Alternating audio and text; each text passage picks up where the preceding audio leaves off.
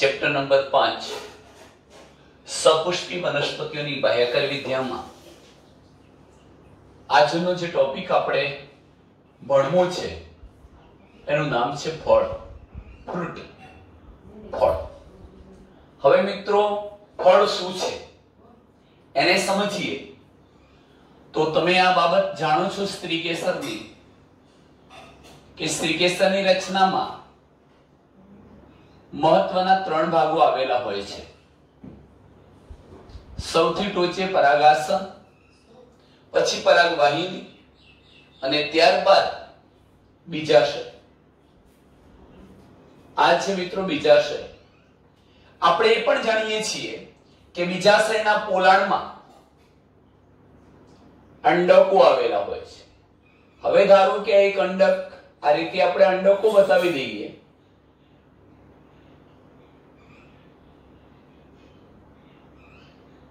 આગળના ચેપ્ટરોમાં આપણે ભણીશું કે જો આ અંડકની રચના જોઈએ તો અંડકની અંદર માદાજન્યુ અંડકોષ ઉત્પન્ન થાય છે. માદાજન્યુ અંડકોષ.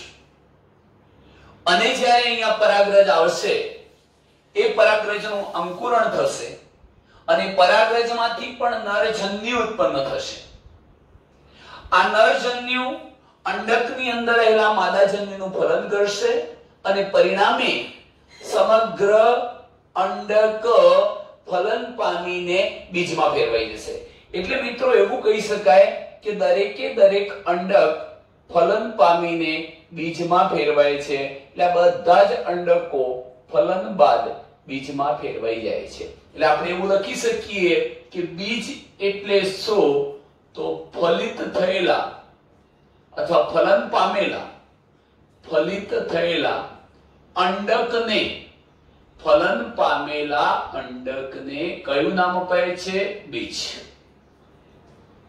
અને જો હું ફળની વાત કરું તો એકવાર ફલન થયા પછી દરેકે દરેક અંડક બીજમાં ફેરવાઈ જાય અને ફલન થઈ ગયા પછી આ જે બીજાશય હતું એ બીજાશય ફલન બાદ શામાં ફેરવાઈ જાય છે? ફળમાં ફેરવાય છે. તો ફળ એટલે શું? આપણે વ્યાખ્યા લખી શકીએ ફળની કે ફળ એટલે શું? તો ફલન બાદ, ફલન થયા બાદ, ફલન બાદ પુખ્ત બીજાશય, પુખ્ત બીજાશયને ફલન બાદ આ જે પુખ્ત બીજાશય હતો એ બીજાશયને ફલન પછી હવે શું નામ અપાય છે? ફળ કહે છે. બે રીતે વ્યાખ્યા આપી શકાય કે ફલન બાદ પુખ્ત બીજાશયને અથવા ફલન બાદ વિકાસ પામેલા પુખ્ત બીજાશયને ફળ કહેવાય, કાં તો ફલન બાદ બીજાશયનું શામાં રૂપાંતર થાય છે? કહી શકાય ફળમાં રૂપાંતર થાય છે. હવે મિત્રો આ જે ફળ છે, ફળની ફરતે ફલાવરણ આવેલું હોય છે. ફળની ફરતે કોણ આવે છે? ફળની ફરતે અથવા ફળમાં ફળ શું ધરાવે છે? ફળ પોતાની ફરતે ફલાવરણ ધરાવે. તમને પ્રશ્ન થશે આ ફલાવરણ ક્યાંથી આવે? તો તમે જુઓ કે આખું સમગ્ર બીજાશય હતું. બીજાશયની દીવાલ ફલન પામીને શામાં ફેરવાઈ ગઈ છે? ફળમાં. તો હવે આ બીજાશયની દીવાલ એને શું કહેવાય? ફળની ફરતે આવેલું આવરણ ફલાવરણ. એટલે ફળ શું છે? ફલન બાદ પુખ્ત બીજાશયને ફળ કહે છે. ફળની ફરતે ફલાવરણ આવેલું હોય છે. ફળ પોતાની ફરતે શું ધરાવે છે? ફલાવરણ ધરાવે છે. એક બીજો મુદ્દો પણ તમને કહી દઉં મિત્રો કે આ જે ફળ છે એની અંદર કોણ છે? આ બધા બીજ. ફલન બાદ અંડકને આપણે શું નામ આપ્યું? બીજ. એટલે એવું પણ કહી શકાય કે ફળની અંદર કોણ આવેલા હોય છે? બીજ હોય છે.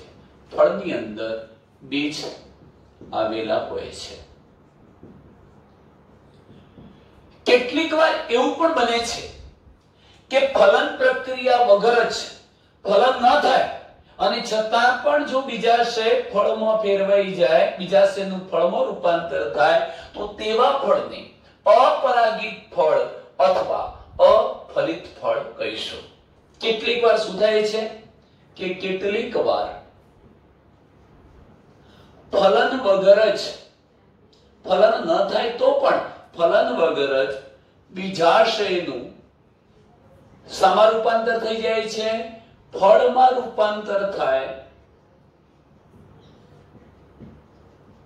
તો તેવા ફળને આપણે અપરાગિત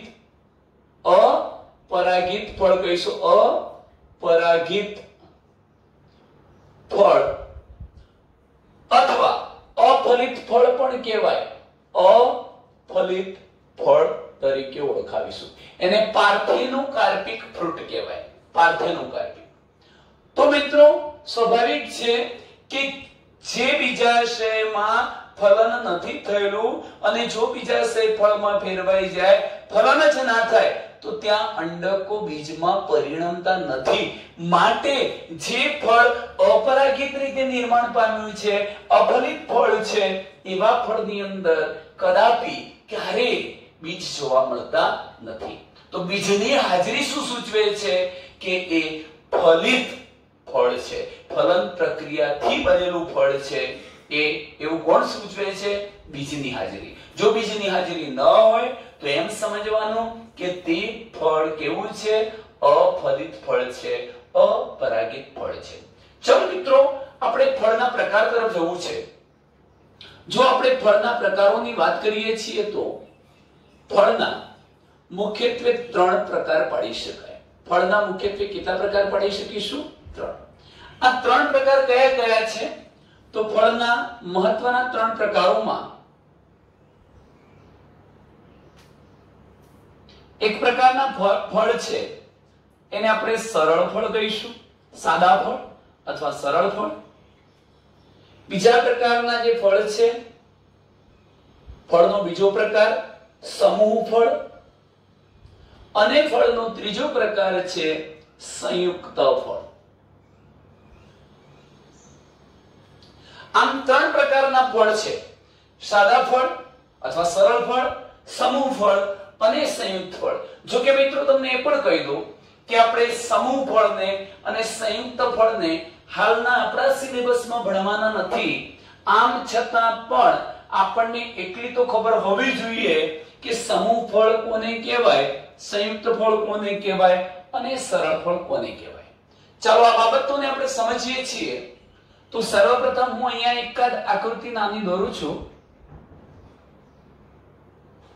મેં આ સ્ત્રીકેસર બતાવ્યું છે, એનું આ બીજાશય થઈ ગયું, આનું આ એક જ સ્ત્રીકેસર થયું. હું પુષ્પ બતાવી દઉં છું. જુઓ મિત્રો, આ પુષ્પાસન અને પુષ્પદંડ એટલે પુષ્પ અત્યારે એક જ છે. એક પુષ્પનું એક જ સ્ત્રીકેસર છે. એક આ સ્થિતિ અથવા ઓર કરીને હું લખું છું કે ધારો કે હું આ પ્રકારે એક સ્ત્રીકેસર દોરું છું, એનું આ બીજાશય બતાવી દીધું, આ પુષ્પાસન પુષ્પદંડ બતાવી દીધું. પુષ્પ એક છે, સ્ત્રીકેસરનું બીજાશય તો એક છે, પણ સ્ત્રીકેસર એક નથી, જેમ કે 3-4 સ્ત્રીકેસર છે. તમે મિત્રો આગળ ભણી ચૂક્યા છો કે આવું જે સ્ત્રીકેસર જોવા મળ્યું, થોડું મિત્રો આપણે એને નાનું બતાવીએ તો આ રીતે બતાવીશું. જુઓ, ધ્યાન રાખો કે ધારો કે અહીંયાથી હું આ બીજાશય બતાવું છું. બીજાશય તો એક છે, પુષ્પ પણ એક, પરંતુ ઘટના શું થાય? અહીંયા સ્ત્રીકેસરની સંખ્યા એક કરતા વધુ છે, ત્યારે આપણે શું કહેતા હતા? બહુસ્ત્રીકેસરી સ્ત્રીકેસર. આ બહુસ્ત્રીકેસરી સ્ત્રીકેસરમાં જ્યારે બીજાશય એક જ હોય, કોમન હોય, એનો મતલબ બધા જ સ્ત્રીકેસરો એકબીજા સાથે જોડાઈ ગયેલા છે. તો હવે કન્ડિશન તમે વિચારો, મેં કહ્યું હતું કે ફલન પામીને આ બીજાશય શામાં ફેરવાઈ જાય છે? ફળમાં. ફલન પામીને બીજાશય શામાં ફેરવાઈ જાય છે? ફળમાં. એનો મતલબ આ ફળમાં ફેરવાયું, અહીં પણ ફળ બન્યું. આવા ફળને સરળ ફળ કહેવાય. વ્યાખ્યામાં સમજીએ. જે ફળનો ઉદ્ભવ એક સ્ત્રીકેસરી બીજાશયમાંથી થયો છે, જો સ્ત્રીકેસર એક જ છે, એક સ્ત્રીકેસરી બીજાશયમાંથી ઉદ્ભવેલું ફળ હોય. હવે આ ફળ જે બન્યું મિત્રો અહીંયા, એ ફક્ત એક સ્ત્રીકેસરી બીજાશયમાંથી ઉદ્ભવ્યું છે. અહીંયા તમે જોઈ શકો છો, એક નહીં, બહુસ્ત્રીકેસરી બીજાશય કહેવાય આને. પરંતુ લખવું પડે બહુયુક્ત જોડાયેલા છે માટે બહુયુક્ત સ્ત્રી કેસરી બીજાશયમાંથી સર્જાયેલા ફળને પણ કેવું ફળ કહેવાય છે? સરળ ફળ. તો સરળ ફળનો મીનિંગ શું થયો? કે જે ફળ એક સ્ત્રી કેસરી બીજાશયમાંથી સર્જાયું છે કાં તો બહુયુક્ત સ્ત્રી કેસરી બીજાશયમાંથી સર્જાયું છે તે ફળને સરળ ફળ કહે છે. સારું, હવે આપણે ચર્ચા કરવી છે સમૂહ ફળની. સમૂહ ફળનો મતલબ શું થાય છે જુઓ. ધારો કે મેં એક સ્ત્રી કેસર બતાવ્યું છે, એક સ્ત્રી કેસર, હું એવું જ એની જોડે બીજું સ્ત્રી કેસર બતાવું છું અને ત્યારબાદ હું ત્રીજું. આવા મેં 3-4 સ્ત્રી કેસરો બતાવ્યા છે એવું વિચારી લો. આ બધા સ્ત્રી કેસરો 3-4 સ્ત્રી કેસરો બતાવ્યા, પરંતુ તમે જોઈ શકો છો કે હું પુષ્પાસન એક જ બતાવું છું અને પુષ્પદંડ પણ એક બતાવું છું. એનો મતલબ પુષ્પ તો એક જ છે, પુષ્પ એક છે અને આ એક પુષ્પ પર 1, 2 ને 3 સ્ત્રી કેસરો ગોઠવાયેલા છે એટલે બહુ સ્ત્રી કેસર ચક્ર થયું. અહીંયા તમામ સ્ત્રી કેસરો એકબીજાથી છૂટા છે એટલે બહુ મુક્ત સ્ત્રી કેસર થયું. બહુ મુક્ત, આ બહુ યુક્ત હતું, બહુ મુક્ત સ્ત્રી કેસર. અને હવે જુઓ કે એનું એક બીજા છે, બીજું ત્રીજું જેટલા બીજા છે હતા બધા જ સામૂહિક રીતે ફળમાં પરિણમી ચૂક્યા છે. તો વ્યાખ્યા શું થાય? આ પ્રકારનું જે ફળ બન્યું એ શામાંથી બન્યું? બહુ મુક્ત સ્ત્રી કેસરી બીજાશયોમાંથી, બીજાશયની બહુ મુક્ત સ્ત્રી કેસરી બીજાશયોમાંથી, બહુવચનમાં બીજાશયોમાંથી સર્જાયેલા ફળને સમૂહ ફળ કહેવાય. એ પણ યાદ રાખજો કે અહીંયા દરેક બીજાશય ફલન પામીને ફલિકામાં ફેરવાય. ફલિકા, એક ફલિકા, બીજી ફલિકા, ત્રીજી ફલિકા, ફલિકાનો સમૂહ એટલે સમૂહ ફળ. તમે સીતાફળમાં જુઓ છો બેટા આવું. શામાં જુઓ છો? સીતાફળમાં. તો હું ઉદાહરણ આપું છું સમૂહ ફળનું. સીતાફળ. તો સીતાફળ શામાંથી સર્જાયેલું છે? બહુ મુક્ત સ્ત્રી કેસરી બીજાશયોમાંથી સર્જાયેલા ફળને સીતાફળ કહેવાય. જેમાં દરેક બીજાશય ફલન પામીને ફલિકામાં ફેરવાયું. 1, 2, 3 આવી ઘણી બધી ફલિકાઓ ભેગી થાય છે, સમૂહ ફળ બનાવે છે સીતાફળ. ચાલો સંયુક્ત ફળની વાત કરું છું. સંયુક્ત ફળમાં એવું કહી શકાય, હું આ એક સ્ત્રી કેસર બતાવું છું, બીજું આ રીતે ત્રીજું,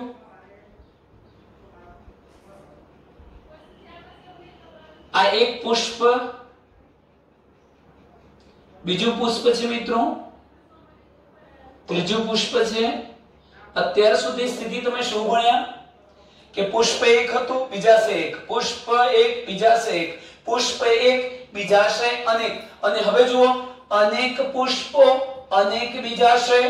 આમે તમે જાણતા હશો પુષ્પ એક છે, બીજું ત્રીજું, ઘણા બધા પુષ્પો ભેગા થાય એટલે પુષ્પ વિન્યાસ બન્યો. અહીંયા સમગ્ર પુષ્પ વિન્યાસ નું ફળમાં રૂપાંતર થઈ જાય. આ બંનેમાં ફરક શું છે?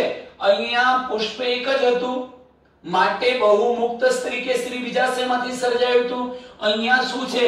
દરેક પુષ્પને એક, દરેક પુષ્પને એક, દરેક પુષ્પને એક, આમ આખો એક પુષ્પ વિન્યાસ હતો. આ પુષ્પ વિન્યાસ, સમગ્ર પુષ્પ વિન્યાસમાંથી સર્જાયેલા ફળને આપણે કેવા પ્રકારનું ફળ કહીએ છીએ? સંયુક્ત ફળ. યાદ રાખજો, અનેક પુષ્પોના અનેક બીજાશયો માંથી સર્જાતું ફળ સંયુક્ત ફળ કહેવાય. અને આવા સંયુક્ત ફળનું તમારે ઉદાહરણ આપવું છે તો અનાનસ,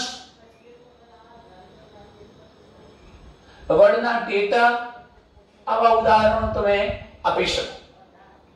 ચલો હવે આપણે સરળ ફળ તરફ જવું છે. મિત્રો જરા અહીં ધ્યાન રાખજો. એકવાર ફરીથી આછો ખ્યાલ આપી દઉં. એક પુષ્પના એક બીજાશયમાંથી સર્જાતું ફળ સરળ ફળ, એક પુષ્પના અનેક બીજાશયમાંથી સર્જાતું ફળ સમૂહ ફળ, અનેક પુષ્પના અનેક બીજાશયમાંથી સર્જાતું ફળ એ શું કહેવાય? સંયુક્ત ફળ કહેવાય. તમે જોઈ શકો છો સરળ ફળ કયું કહેવાય એ તમે અહીંયા ભણી શકો છો બેટા. અહીંયા તમે સરળ ફળ શું કહેવાય એ તમને ખબર છે. અહીં જરા ધ્યાન રાખજો. હું સરળ ફળના આગળ પ્રકારો પાડું છું. સરળ ફળના જો આપણે આગળ પ્રકારો પાડવા હોય અને સમજવા જરૂરી છે. સરળ ફળના પ્રકારો પાડીએ તો શું કહી શકાય? સરળ ફળના પ્રકારો પાડીએ છીએ મિત્રો. સાદા ફળ કે સરળ ફળના મહત્વના બે પ્રકાર પડે છે, શુષ્ક ફળ અને રસાળ ફળ. ચલો અહીં લખીશું શુષ્ક ફળ, શુષ્ક સૂકા ફળ, અને બીજો પ્રકાર છે રસાળ ફળ. હવે પ્રશ્ન એ થાય કે શુષ્ક ફળ કોને કહેવું, સૂકું ફળ કોને કહેવું?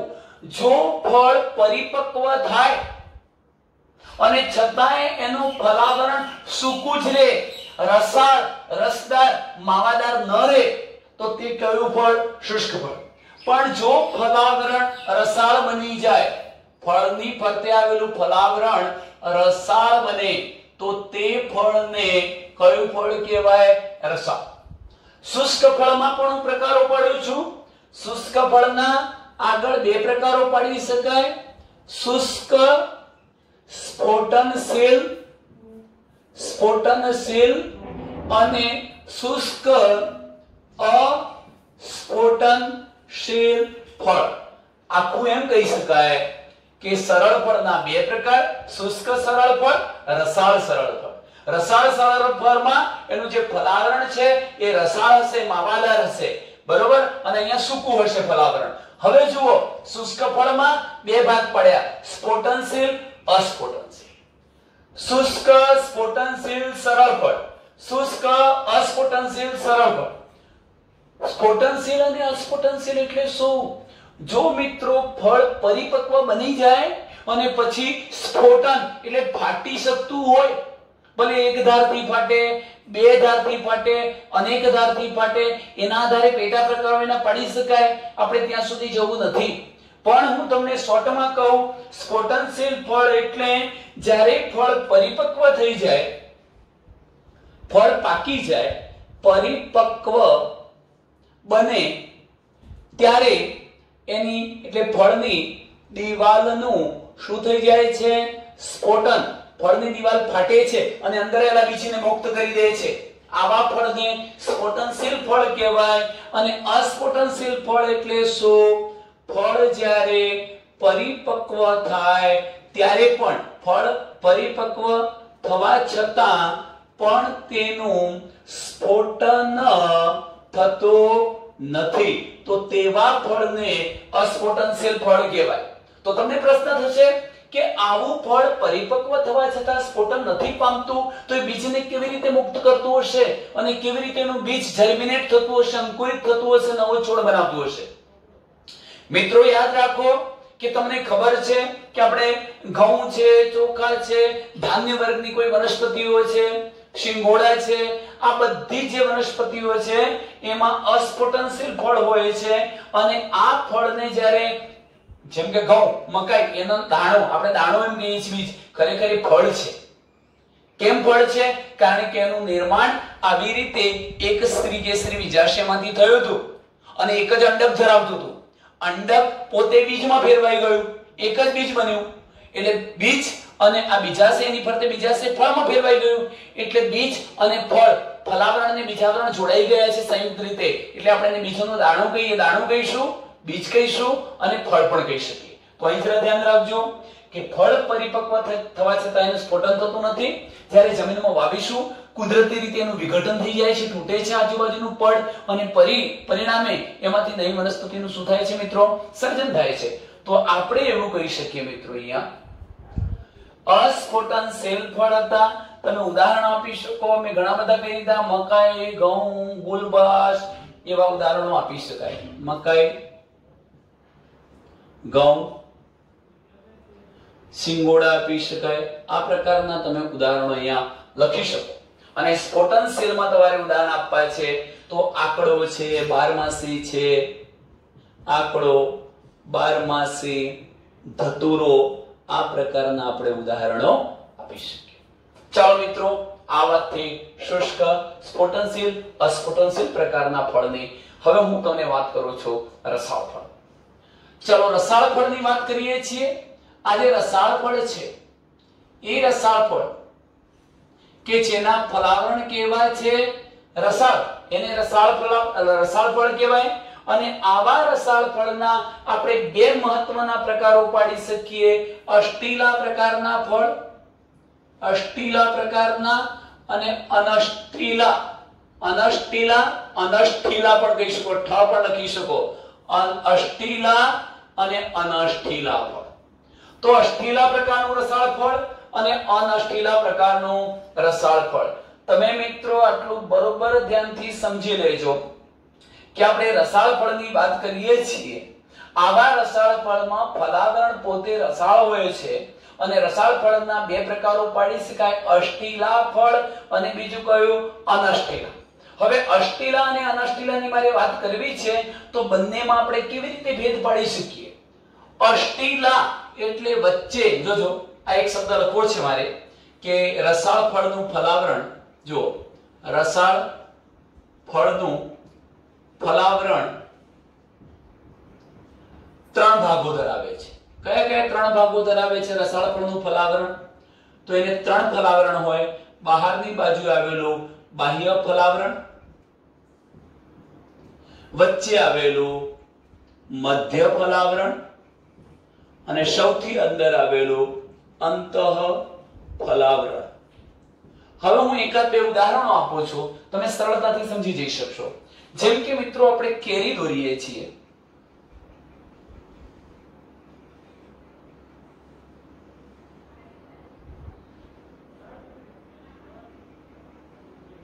હું આ કેરી ફળ દોરું છું. હવે આ ફળ છે, એની અંદર મિત્રો તમને ખબર છે, સમજો ધ્યાનથી, સૌથી બહારની બાજુ આવેલું આ ત્વચીય ચામડા જેવું જે સૌથી બહારનું આવરણ છે એ બાહ્ય ફલાવરણ છે. શું છે? બાહ્ય ફલાવરણ. અને ત્યારબાદ તમે સૌથી અંદરની બાજુએ જુઓ તો આ પ્રકારનો ગોટલો હોય છે. આ ગોટલો એ શું છે? એનું અંતઃ ફલાવરણ. અને બાહ્ય ફલાવરણ અને આ ગોટલો એટલે અંતઃ ફલાવરણની વચ્ચે આવેલો જે તમને રસદાર ભાગ દેખાય છે, જેને આપણે ખાઈએ છીએ, એ રસાળ જે ભાગ થયો એ બધું એનું શું છે? મધ્ય ફલાવરણ. મધ્ય ફલાવરણ. આમ જોજો કે રસાળ ફળનું ફલાવરણ રસાળ હોય છે, આખું સમગ્ર ફલાવરણ કહેવાય રસદાર. એના બે પ્રકાર, અષ્ટીલા અને અનષ્ટીલા. અનષ્ટીલામાં તમે કેરી છે, બોર છે, જો લખું છું અહીંયા, અનષ્ટીલામાં તમે કેરી, બોર, અષ્ટીલામાં, અનષ્ટીલામાં નહીં, અષ્ટીલામાં કેરી, બોર વગેરે તમે લઈ શકો. મિત્રો નાળિયેર પણ આવે, કેરી, બોર, નાળિયેર વગેરે. પણ નાળિયેરમાં શું ફેર છે તમને કહી દઉં કે નાળિયેરની અંદર તમને ખબર હશે, તમે જાણો છો મિત્રો કે આ પ્રકારનું, ધારો કે આ નાળિયેર છે, તો અહીંયા એક ભાગ છે. હવે તમને ખબર છે કે અહીં સફેદ ઘર કે માવો હોય છે, અંદર સફેદ ઘર કે માવો, અને ત્યારબાદ નારિયેળનું પાણી હોય છે. પણ આ એની ફરતે આવેલું જે કવચ છે એ જ એનું શું છે? અંતઃ ફલાવરણ. કયું ફલાવરણ છે? અંતઃ ફલાવરણ. પછી આ બહારનો જે ભાગ છે, સૌથી બહાર, એ બાહ્ય ફલાવરણ છે. અને તમે જોઈ શકો છો જે તમને રેસાઓ દેખાવાના છે બધા, એ રેસાઓ શું છે? મધ્ય ફલાવરણ છે. તો આપણે એમ કહી શકીએ કે નાળિયેર એ પણ અષ્ટીલા ફળ છે. એમાં પણ ફલાવરણના ત્રણ પ્રકારો પડે છે. બાહ્ય ફલાવરણ ત્વચીય ચામડા જેવું, અંતઃ ફલાવરણ જે સફેદ ઘર કે માવો હોય છે એની ફરતે આવેલું સખત કવચ, એને આપણે અંતઃ ફલાવરણ, અને રેસામય જે ભાગ છે એને મધ્ય ફલાવરણ તરીકે આપણે ઓળખાવીએ છીએ. આમ નાળિયેરને પણ આપણે કેવા પ્રકારનું ફળ ગણી શકીએ? અષ્ટીલા ફળ ગણી શકીએ. હવે અનષ્ટીલા ફળ અને અષ્ટીલામાં શું ફેર છે? એમાં પણ બાહ્ય ફલાવરણ, મધ્ય ફલાવરણ અને અંતઃ ફલાવરણ એમ ત્રણ ફલાવરણ આવેલા હોય જ છે. પરંતુ ફેર એટલો છે કે ત્યાં બાહ્ય ફલાવરણ પાતળું ત્વચીય ચામડા જેવું હતું એવું જ, મધ્ય ફલાવરણ રસદાર અને અંતઃ ફલાવરણ કઠણ હોતું નથી. અહીં તો તમે જુઓ છો અંતઃ ફલાવરણ, આ જે ગોટલા જેવો ભાગ હતો એ કઠણ હતું, જ્યારે અનષ્ટિલા ફળમાં અંતઃફલાવરણ કેવું હોય છે? માસલ હોય છે, રસદાર હોય છે એમ કહી શકાય મિત્રો. એટલે ત્યાં કેવું હોતું નથી? કઠણ હોતો નથી. આના તમારે ઉદાહરણો આપવા હોય તો તમે આપી શકો. ટામેટા, નારંગી, આવા ઉદાહરણો આપી શકો. તો અહીં એક શબ્દ લખું છું. શબ્દ શું છે? કે જે અનષ્ટિલા ફળ છે, અનષ્ટિલા ફળ, એમાં શું ફેર છે? તો એને પણ બાહ્ય ફલાવરણ હોય છે, જે અષ્ટિલ ફળ જેવું જ, આના જેવું જ, અષ્ટિલા ફળ જેવું, ત્વચીય, પાતળું, ચામડા જેવું. એને પણ મધ્ય ફલાવરણ હોય છે. એ મધ્ય ફલાવરણ પણ ખાઈ શકાય એવું, રસાળ, રસદાર. પરંતુ આ ફેર છે કે અંતઃફલાવરણ કઠણ હોતો નથી. કઠણ નથી હોતું, એ પણ કેવું હોય છે? રસાળ, રસદાર અથવા ખાઈ શકાય તેવું હોય છે. એવા ફળ, ટૂંકમાં ઘોટલો નથી હોતો મિત્રો. તમે જોયું હશે કે ટામેટા છે, નારંગી છે, એમાં આ પ્રકારના ઘોટલા હોતા નથી. ટામેટા, નારંગી વગેરેમાં અંતઃફલાવરણ કઠણ હોતું નથી. માટે આપણે એને અનષ્ટિલ પ્રકારનું રસાળ ફળ કહીશું. કયો પ્રકાર છે? સરળ રસાળ ફળ. તો ચાલો મિત્રો, આટલે સુધીની ચર્ચા આપણે કમ્પ્લીટ કરી છે. હવે એ પણ કહી દઉં કે નાળિયેરમાં મધ્ય ફલાવરણ તમને કેવું જોવા મળ્યું? રેશામય જોવા મળ્યું. રેશામય. અને આ નાળિયેર જેવા જે ફળ છે એનું નિર્માણ એક સ્ત્રી કેસરી ઉચ્ચસ્થ બીજાશયમાંથી થાય છે. હું લખું છું, આ ટૂંકો પ્રશ્ન યાદ રાખજો કે નાળિયેર જેવા ફળનું નિર્માણ શામાંથી થાય છે? એક સ્ત્રી કેસરી, એક સ્ત્રી કેસરી, અને પાછું બીજાશય કેવો? ઉચ્ચસ્થ બીજાશય, ઉચ્ચસ્થ બીજાશયમાંથી થાય છે. આનો મતલબ શું થાય? આવું એક જ સ્ત્રી કેસર છે, એક સ્ત્રી કેસરી બીજાશયમાંથી નાળિયેર બન્યું છે. હવે મિત્રો એ પણ યાદ રાખો, ઉચ્ચસ્થ બીજાશયનો મતલબ શું? તમે પરિજાય, અધોજાય અને ઉપરીજાય પુષ્પ ભણી ગયા. અધોજાય પુષ્પ, અધોજાય પુષ્પમાં શું હશે? બીજાશય ઉચ્ચસ્થ ઉપર હશે, તો અધોજાય પ્રકારનું પુષ્પ અને એક સ્ત્રી કેસરી બીજાશય વાળા પુષ્પમાંથી જે ફળ બન્યું છે એ કોણ છે? નાળિયેર. તો મિત્રો ફળ માટે આટલી માહિતી ઇનફ છે.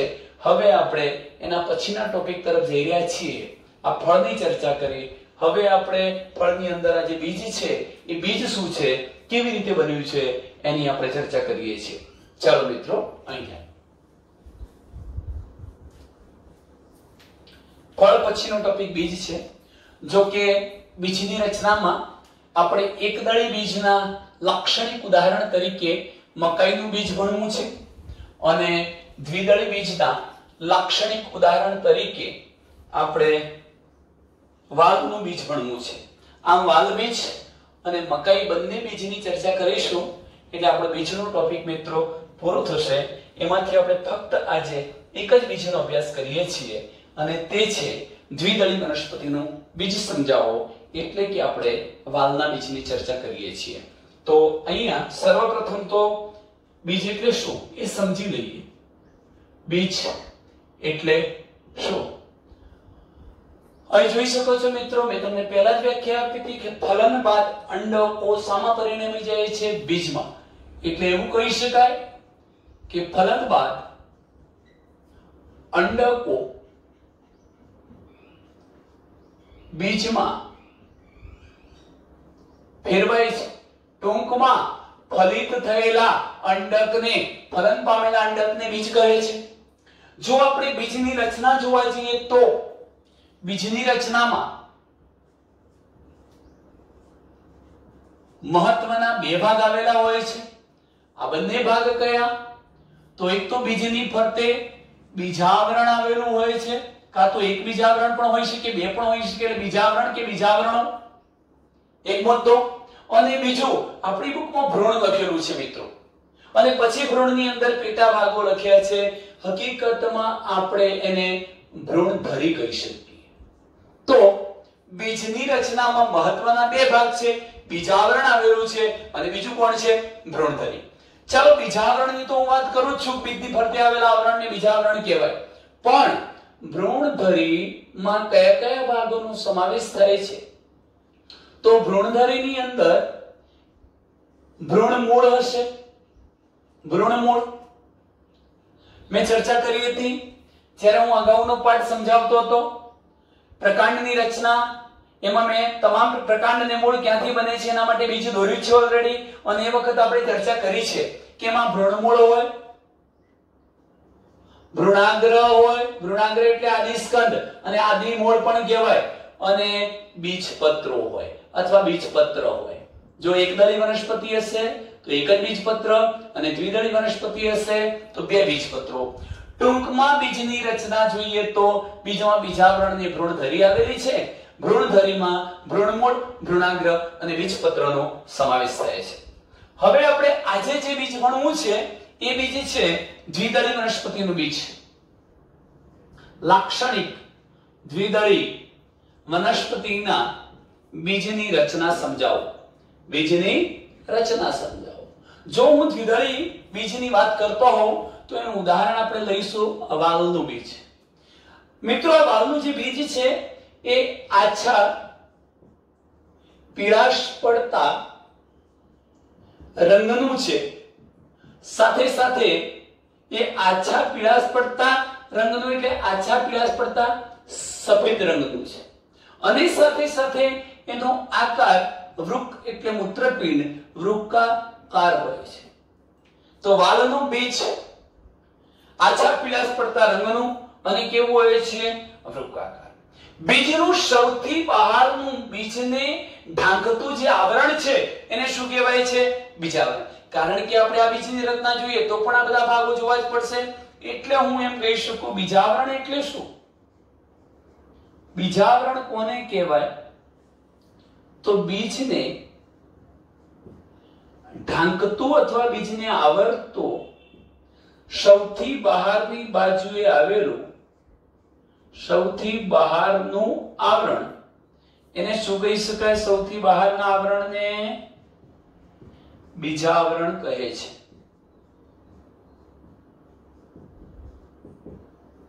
સૌથી બહારની બાજુએ આવેલા આવરણને બીજાવરણ કહેવાય. હવે તમે મિત્રો અહીં જરા ધ્યાન રાખો.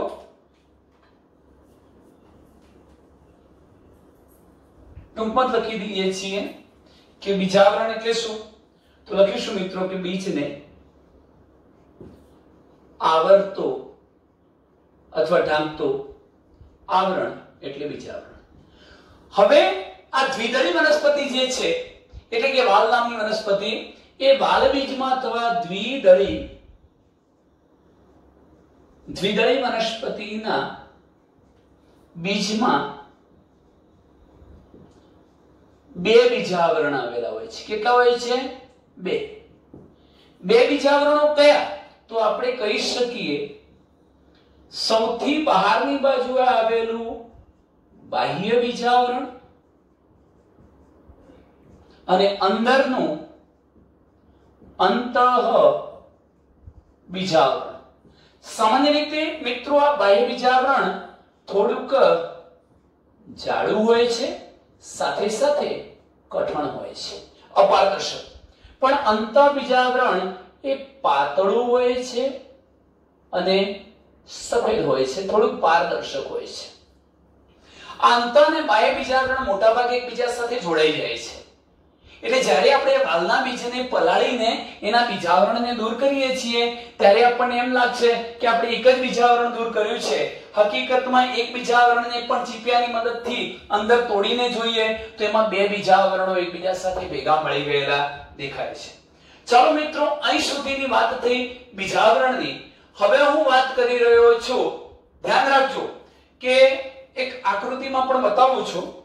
જેમ કે મેં અહીંયા એક નાનકડી આકૃતિ દોરી છે. આ વાલનું બીજ છે.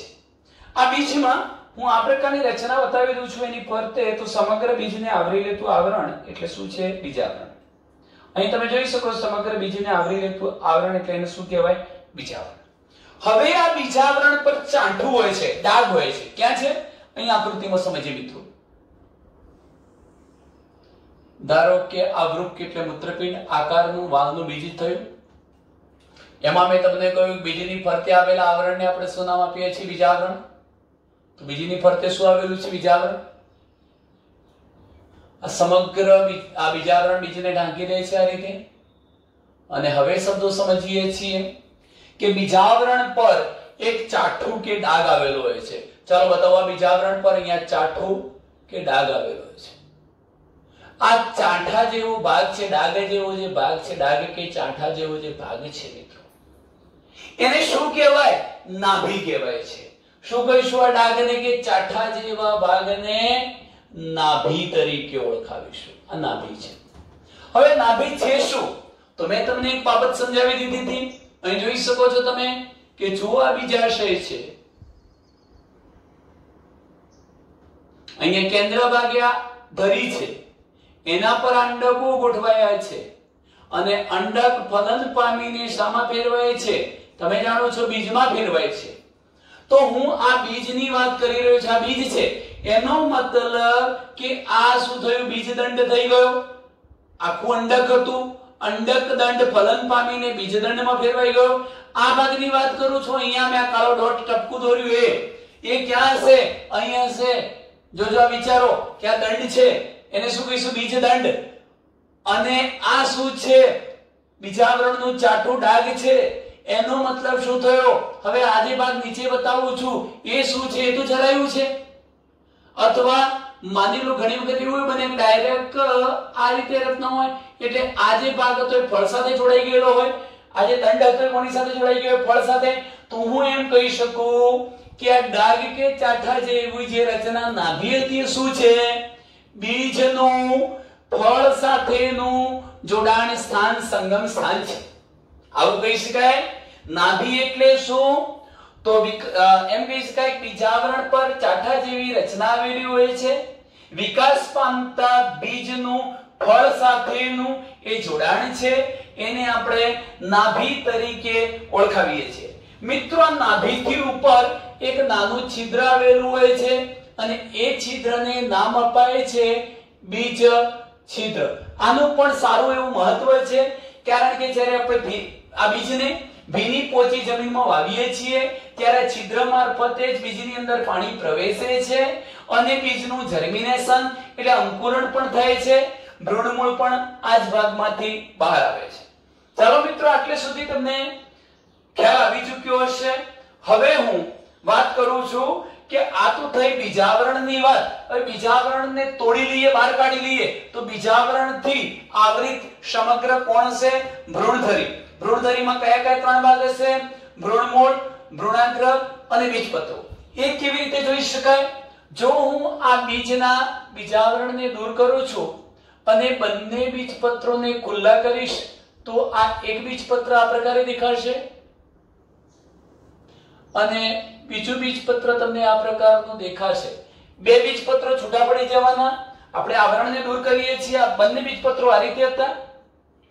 બીજાવરણ દૂર કરીશું, પછી અમે ખોલવાનો પ્રયત્ન કરીશું, કોઈ એક ધરીએથી આમ જોડાયેલા રહેશે। આ ધરીને બે બીજપત્રનું જોડાણ સ્થાન કહેવાય। શું કહેવાશે એ લખું છું, બે બીજપત્રોનું જોડાણ સ્થાન। આ શું છે? 1 અને 2 જે બતાવ્યા એ માસલ સફેદ ફૂલેલા ખોરાક સંગ્રહી બીજપત્રો છે। હવે મિત્રો, આટલી બાબતો તમને ખબર પડી ચૂકી છે કે બીજાવરણથી અંદર ઘેરાયેલ કોણ હોય છે? ભ્રૂણધરી। અને ભ્રૂણધરીની રચનામાં ભ્રૂણમૂળ, ભ્રૂણાગ્ર અને બીજપત્રો આવેલા છે। બે બીજપત્રોની તો વાત કરી દીધી કે માસલ જાડા સફેદ રંગના બીજપત્રો તો છે જ, પણ ભ્રૂણમૂળ અને ભ્રૂણાગ્ર ક્યાં છે એ જુઓ। ધારો કે હું અહીંથી એક આવો ભાગ બતાવું છું,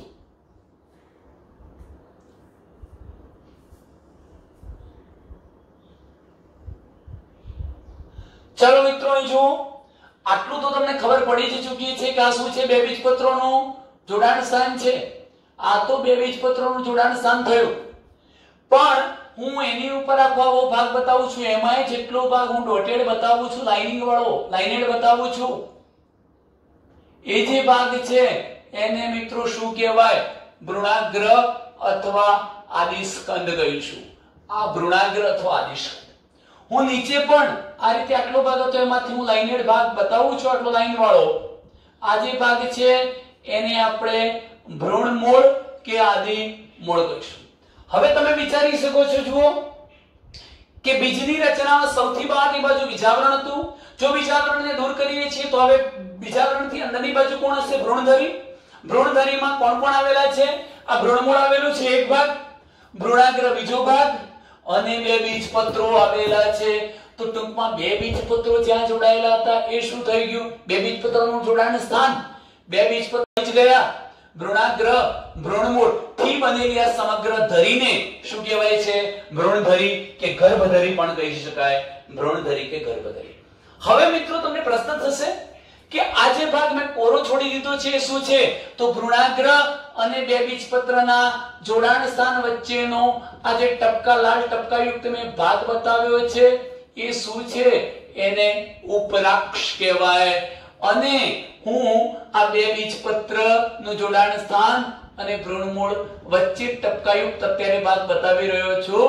આટલા ભાગને એને શું કહેવાય છે? અધરાક્ષ કહેવાય છે. શું કહેવાય? અધરાક્ષ. હવે મિત્રો જ્યારે આવા બીજને આપણે જમીનમાં વાવીએ છીએ, ધારો કે આ બંને ખુલ્લા બતાવ્યા છે, મેં આખું આ બીજ બતાવી દીધું. આ બીજની અંદર જ બે બીજપત્રો બધું સમાઈ ગયેલું છે. એ બીજી છિદ્ર પણ છે, એને હું આ રીતે બતાવી દઉં. બે બીજપત્રોનું જોડાણ સ્થાન,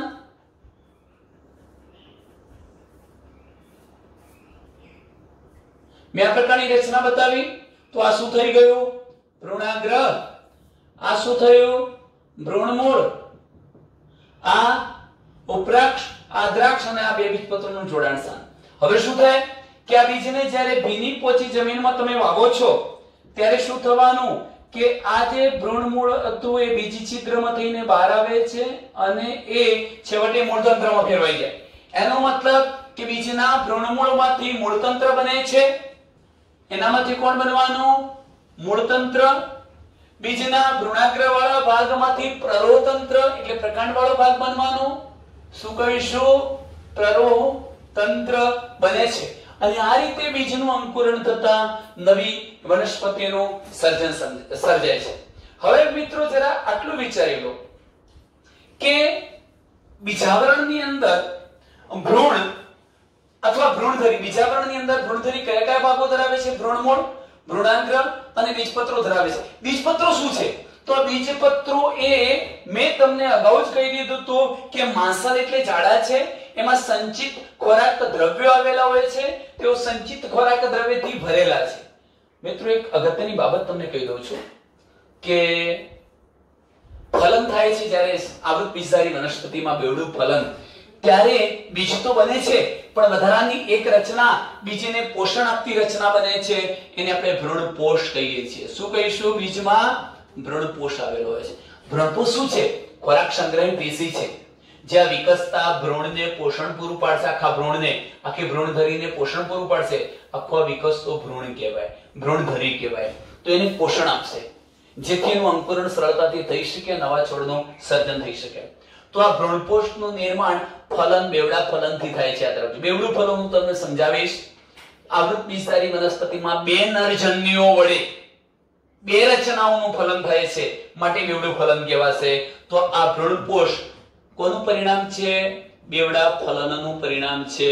બેવડા ફલનને કારણે ભ્રૂણપોષ નિર્માણ પામે છે. એમાંય હું તમને એક શબ્દ કહી દઉં કે ખાસ કરીને વાલ, વટાણા, ચણા જેવી વનસ્પતિઓ તમે લો. વાલ, વટાણા, ચણા જેવી વનસ્પતિઓ, આ બધી જ વનસ્પતિઓની અંદર ભ્રૂણપોષ આ બીજપત્રમાં સમાઈ ગયેલો હતો અને આ ભ્રૂણના વિકાસ દરમિયાન પેલો ભ્રૂણપોષ વપરાઈ જાય છે અને તેથી ભ્રૂણપોષનું સ્વતંત્ર અસ્તિત્વ રહેતું નથી. ભ્રૂણપોષ અલગ વિસ્તારમાં હોતો નથી. હવે ભ્રૂણપોષ નથી જોવા મળતો. ભ્રૂણપોષ સંપૂર્ણ વપરાઈ જાય છે. કોના દ્વારા? વિકાસ પામતા ભ્રૂણ દ્વારા. તેથી આવા બીજને આપણે અભ્રૂણપોષી બીજ કહીશું. કેવા કહીશું? વાલ, વટાણા, ચણામાં ભ્રૂણપોષનું સ્વતંત્ર અસ્તિત્વ જોવા મળતું નથી. એટલે કે ભ્રૂણપોષ વપરાઈ જાય છે. તેથી એવા બીજને અભ્રૂણપોષી બીજ કહીશું. નોન એન્ડોસ્પર્મિક સીડ, અભ્રૂણપોષી બીજ. પણ મિત્રો જ્યારે હું મકાઈ બીજ તમને સમજાવીશ ત્યારે આપણે વાત કરીશું કે મકાઈ બીજની અંદર ભ્રૂણપોષી બીજ છે, કેવી રીતે? તો એનું સ્વતંત્ર અસ્તિત્વ છે ભ્રૂણપોષનું, બીજપત્ર કરતા અલગ વિસ્તારમાં અસ્તિત્વ છે ભ્રૂણપોષનું, માટે આપણે એને ભ્રૂણપોષી બીજ કહીશું. મિત્રો આપણે આટલે અટકીએ છીએ. અસ્તુ.